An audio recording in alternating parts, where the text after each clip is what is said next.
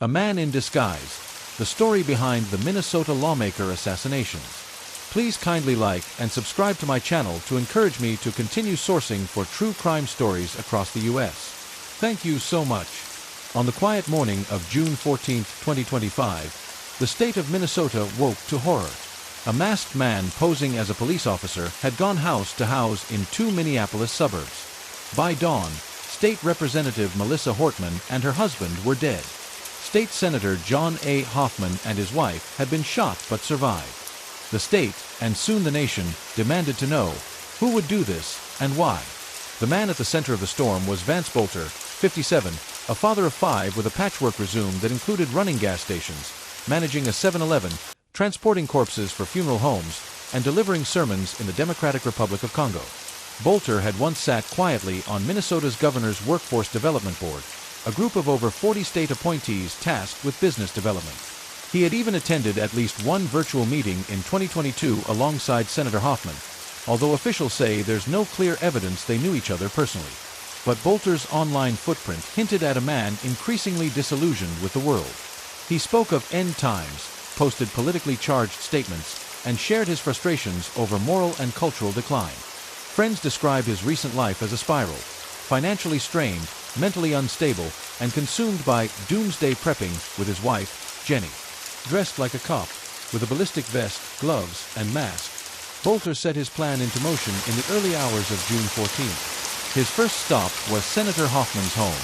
After shooting the senator and his wife, Yvette, he moved on to Representative Hortman's residence. There, officers responded to the second scene and exchanged gunfire with the intruder, who fled on foot. Inside, they found Melissa Hortman and her husband dead. By then, Boelter had already texted ominous goodbye messages to friends and family. "I might be dead shortly," he wrote, adding, "Prepare for war." He had emptied his bank account, $200, and left instructions for his wife to follow a bailout plan to Springbrook, Wisconsin, should things go wrong. The killings triggered a massive statewide manhunt. By June 15th, police traced Boelter's vehicle to a rural road in Sibley County, about an hour from the scene of the crimes. Later that day, law enforcement announced his capture. At his home in Green Isle, authorities made a chilling discovery: 47 firearms, nearly $18,000 in cash, and a note card listing public officials' names. In a Minneapolis storage unit, they found body bags, gun cases, and tactical supplies. Among the most disturbing evidence, a list of around 70 potential targets, mostly Democrats, doctors, community leaders, and abortion providers. The list reportedly included U.S. Senator Tina Smith. Boelter was no stranger to political commentary, but had no formal party affiliation listed on public records. In recent years, he had praised Donald Trump and condemned abortion, and he spoke openly in sermons about his missionary work and opposition to LGBTQ+ identities.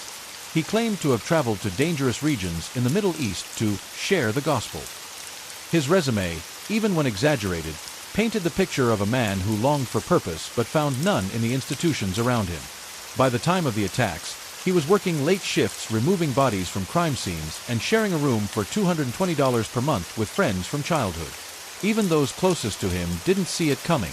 On June 13th, the day before the shootings, Boelter gave his roommate 4 months' rent in advance. He thanked them for their friendship. Then he went to rest. Boelter is now in custody as state and federal authorities prepare to bring forward charges that could include first-degree murder, attempted murder, domestic terrorism, and politically motivated violence. Minnesota leaders, still reeling from the tragedy, have called for unity and protection of public officials. The investigation continues to piece together how a once unremarkable man turned himself into a self-declared agent of political violence. His story may be singular, but its warning is national. Please don't forget to like and subscribe to my channel. See you next time. Bye-bye.